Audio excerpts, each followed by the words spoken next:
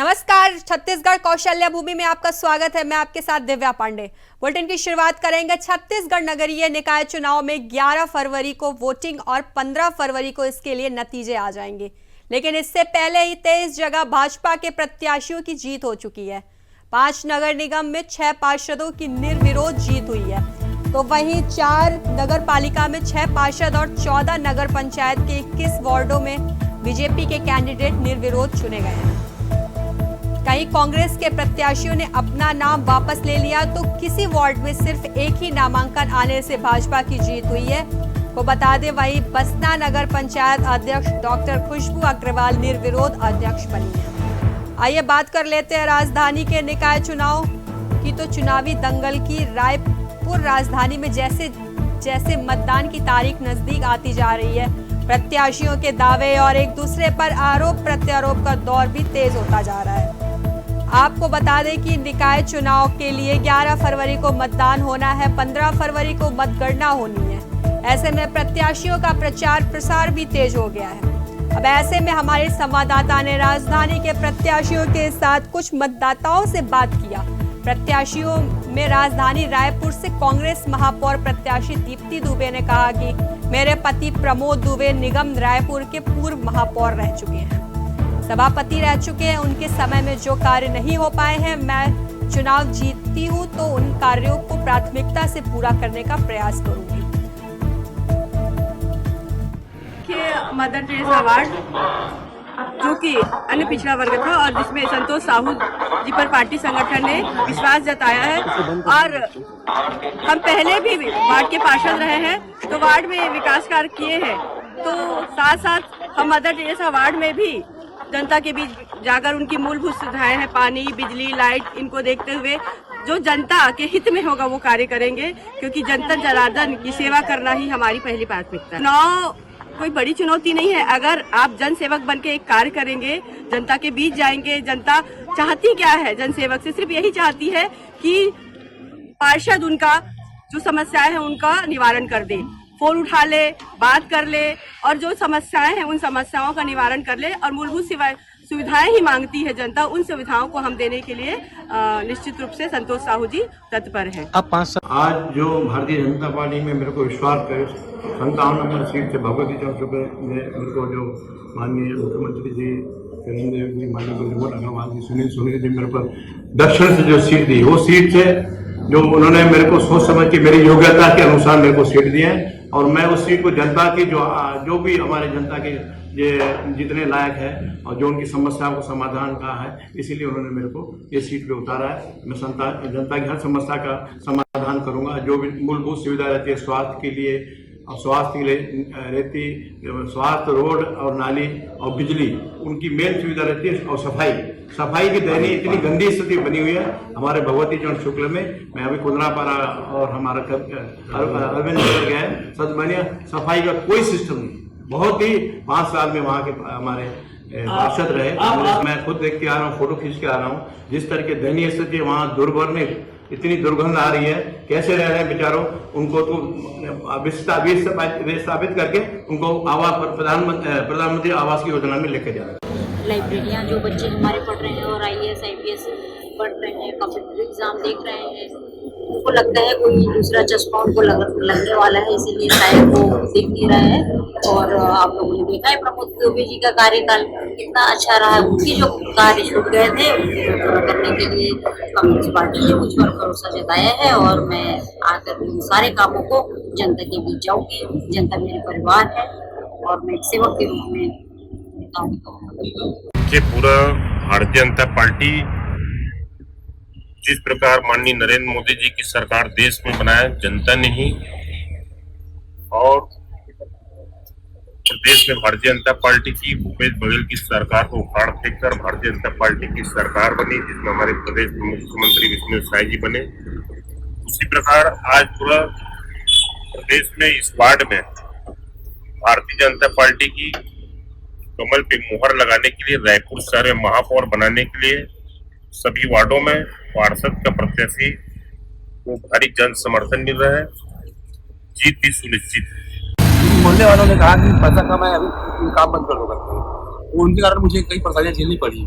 तो मैं यहाँ के जनतावासियों को विश्वास दिलाता हूँ कि मैं हर मोहल्ले में जो समस्या है और हमारे जो आसपास कॉलोनियां है वहाँ की समस्याएं को अवगत हूँ, मैं उनको निराकरण करने की कोशिश करूंगा। तो लगता है और अच्छा आशीर्वाद मिला जनता का मुझे, और बिल्कुल जीत कर ही आएंगे हम लोग। वही जानकारी के साथ हमारे संवाददाता मनोज शुक्ला हमारे साथ जुड़ गए हैं। मनोज, छत्तीसगढ़ निकाय चुनाव 11 फरवरी को होना है, क्या कुछ तैयारियां देखी जा रही हैं?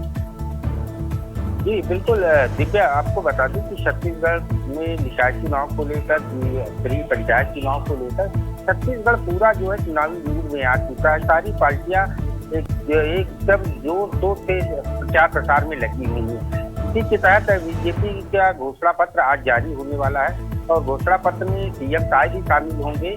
और आपको बता दूं कि बीजेपी अध्यक्ष जो है किरण सिंह देव भी इसमें शामिल होंगे और साथ ही साथ घोषणा पत्र के लिए जो कमेटी बनाई गई थी उसके सारे सदस्य भी जो है इस घोषणा पत्र के जारी होने के समय उपस्थित रहेंगे।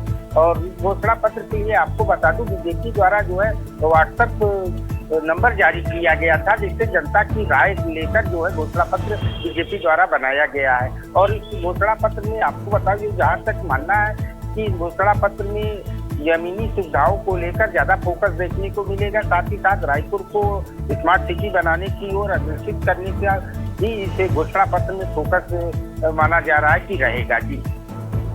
जी बिल्कुल मनोज, घोषणा पत्र में क्या कुछ खास देखने को मिलेगा?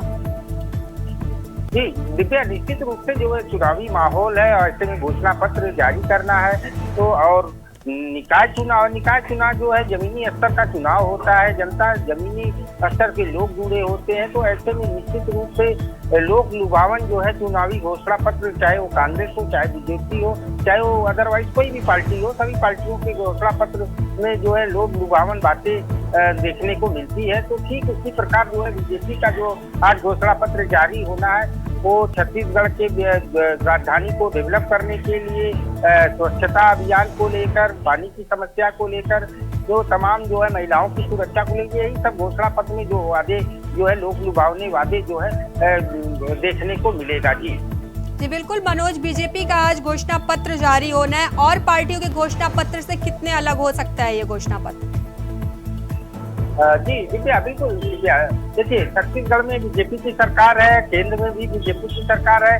ऐसे में बीजेपी कहीं न कहीं पुरजोर कोशिश करेगी कि उसके घोषणा पत्र में कुछ ऐसी बातें रहें जो इन लोगों से, कांग्रेस हो, चाहे आम आदमी पार्टी हो या यहाँ की कोई क्षेत्रीय पार्टियां जो भी हैं, उनके जो घोषणा पत्र उससे कुछ विपरीत देखने सुनने को मिलेगा।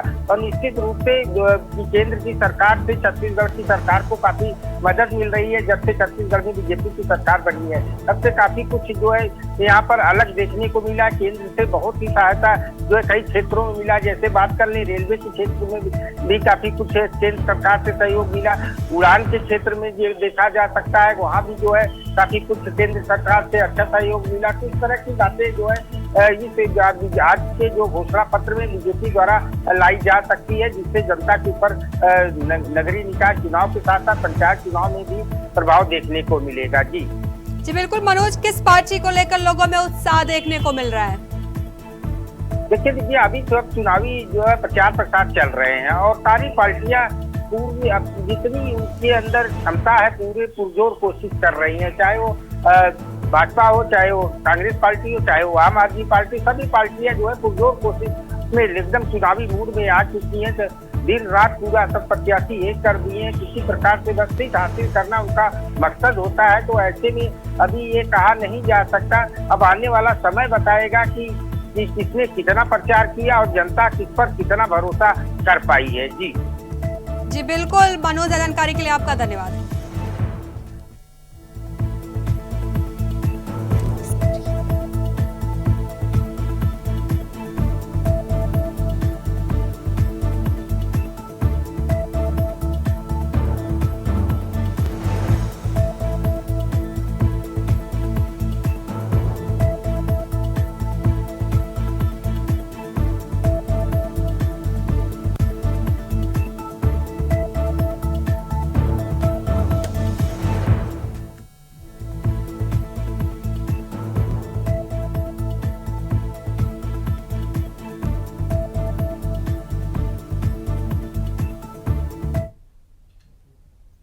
लेंगे छोटे से ब्रेक के लिए, जल्द हाजिर होंगे।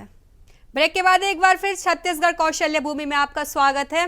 खबरों में आगे बढ़ेंगे। नगरीय निकाय चुनाव को लेकर बीजेपी के घोषणा पत्र के जारी होने का समय बदल दिया गया है। बीजेपी ने चुनावी सॉन्ग लॉन्च करने का प्रोग्राम भी रद्द कर दिया है। यह फैसला हॉलीवुड फिल्म के स्टार और बीजेपी के नेता राजेश अवस्थी के निधन के बाद पार्टी ने लिया है। निकाय चुनाव के लिए बीजेपी आज अपना घोषणा पत्र जारी करने वाली थी, लेकिन सीएम विष्णुदेव साय की मौजूदगी में ये कार्यक्रम आज 3 फरवरी को दोपहर 12 बजे से रखा गया था।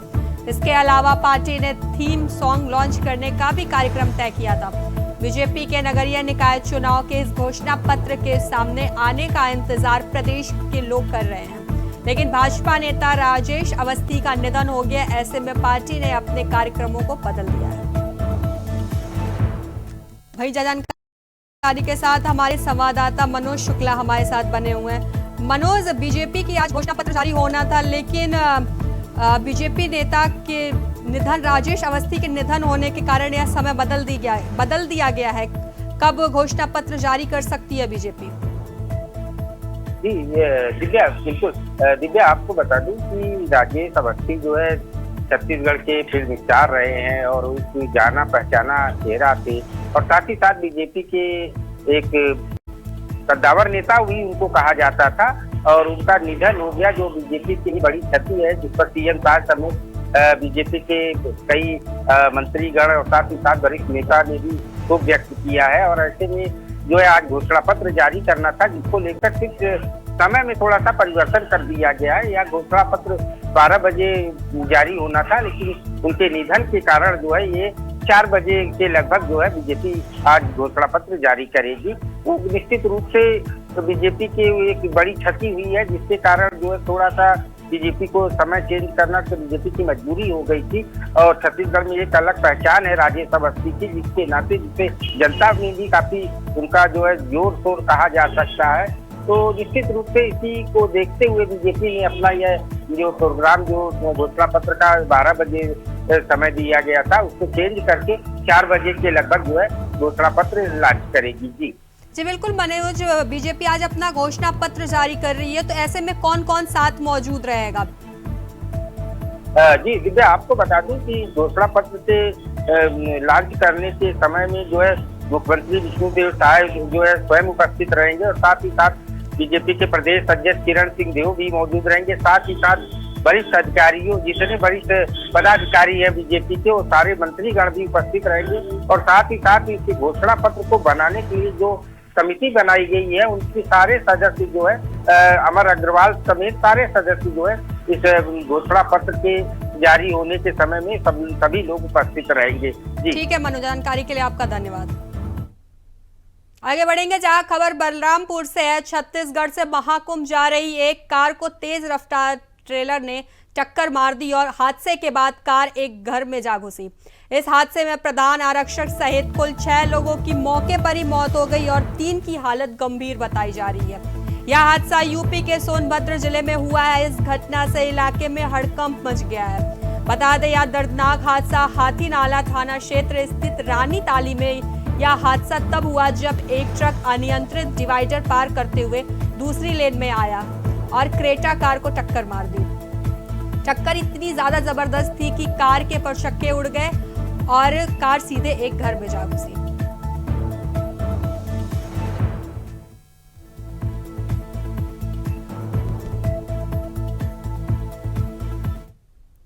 आगे बढ़ेंगे, जहां खबर रायपुर से है। फिल्म अभिनेता और बीजेपी नेता राजेश अवस्थी का हार्ट अटैक से निधन हो गया है। उन्होंने देर रात अस्पताल में अंतिम सांस ली। स्वर्गीय राजेश अवस्थी छत्तीसगढ़ी फिल्म के प्रमुख अभिनेता थे। फिल्म अभिनेता प्रकाश अवस्थी के छोटे भाई भी हैं। वे भारतीय जनता पार्टी के साहित्यिक सांस्कृतिक मोर्चा के संयोजक भी रह चुके हैं। साथ ही वे विकास निगम के पूर्व अध्यक्ष भी रहे हैं। आपको बता दें, राजेश अवस्थी अमलीपदर गरियाबंद के रहने वाले थे। बता दें, राजेश अवस्थी के निधन पर सीएम विष्णुदेव साय ने भी दुख व्यक्त किया है। उन्होंने लिखा है कि छत्तीसगढ़ी फिल्मों के प्रसिद्ध अभिनेता, निर्माता और बीजेपी सांस्कृतिक प्रकोष्ठ के प्रदेश संयोजक राजेश अवस्थी के निधन का समाचार अत्यंत दुखद है।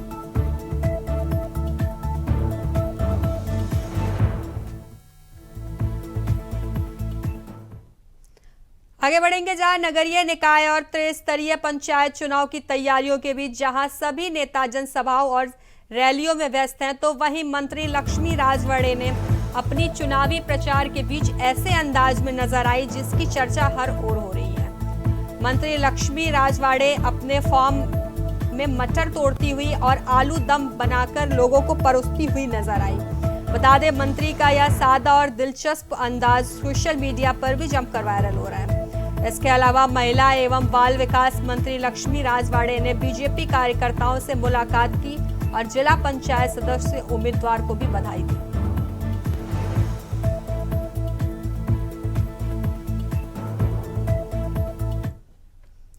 खबर जशपुर से है, जहां विद्यादायिनी माता सरस्वती की उपासना के पावन पर्व वसंत पंचमी पर सीएम विष्णुदेव साय जशपुर पहुंचे, जहां दुला तहसील के ग्राम पंचायत जामटोली अंतर्गत ग्राम देवाडेली में मां शारदा धाम पहुंचे। उन्होंने इस धाम परिसर में स्थित मां सरस्वती मंदिर में पूजा अर्चना कर प्रदेशवासियों की सुख समृद्धि और खुशहाली की कामना की। सीएम साय मां शारदा के पावन धाम में आयोजित अखंड श्री हरि कीर्तन राम नाम जप कर आयोजन में शामिल हुए, जिसमें आसपास के 48 गांवों के श्रद्धालु और 12 कीर्तन मंडलियां भी शामिल हुई। मुख्यमंत्री ने कहा कि इस प्रसिद्ध धार्मिक पर्यटन स्थल के निकट गिरमा नदी बहती है, जिसके एक ओर छत्तीसगढ़ है तो दूसरी ओर झारखंड है। इस धाम के बगल में बह रही पावन गिरमा नदी दो प्रदेशों की संस्कृति को समाहित कर अविरल धारा के साथ बह रही है।